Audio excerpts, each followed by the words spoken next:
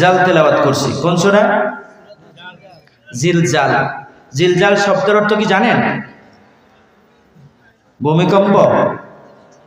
জিলজাল শব্দের অর্থ ভূমিকম্প। আমরা ভূমিকম্পের মধ্যে আছি। অল বিশ্বের মধ্যে, পৃথিবীর মধ্যে যুদ্ধে জর্জরিত হয়েছে ইসরায়েল বাহিনী, ইহুদি বাহিনী মুসলমানদেরকে নিরীহভাবে হত্যা করে, অত্যাচার অবিচার করে যাদেরকে নেস্তেনাবুদ করে দিচ্ছে ফিলিস্তিন, ঠিক কিনা?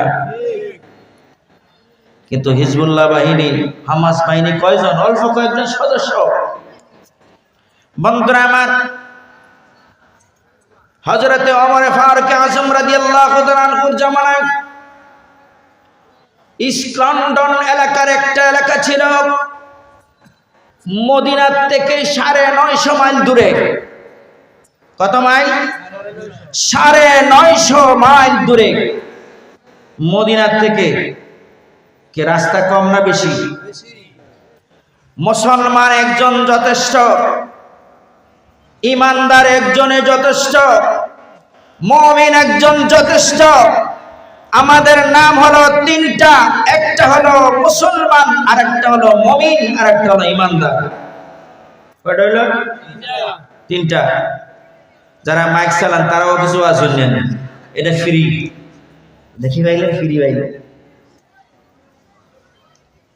মুসলমান, ইমানদার, মুমিন, কটা হলো?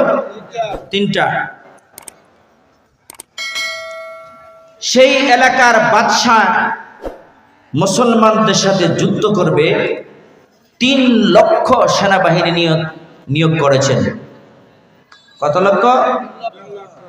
আইজও ইহুদি গাজায়, তেল আবিবের মধ্যে যুদ্ধ করার জন্য 3 লক্ষ সেনা মোতায়েন করছে না? 3 লক্ষ করছে। দেখেন কোন থেকে ঘটনা আসে। আল্লাহ রাসূল সাল্লাল্লাহু আলাইহি ওয়াসাল্লামের জামানাত, সেই ঘটনার থেকে ঘটনা, ওমরের ঘটনার থেকে ঘটনা। একটু খেয়াল করেন, ওয়াস্ত জীবন ভরা শোনেন, কিছু কথা শোনেন। আমি কিছু তাফসীর করার খেয়াল করবো ইনশাআল্লাহ, চেষ্টা করব। ওই 3 লক্ষ সেনাবাহিনীর প্রধান রাজার কাছে গিয়ে বললেন, রাজা সাহেব, আপনি যদি যুদ্ধ করতে হয় তাহলে মুসলমানদের একজন লোক আছে, হেরে যদি আপনি কবজা করতে পারেন তাহলে আর যুদ্ধ লাগতো না। মুসলমানের মধ্যে কয়জন লোক? একজন মাত্র।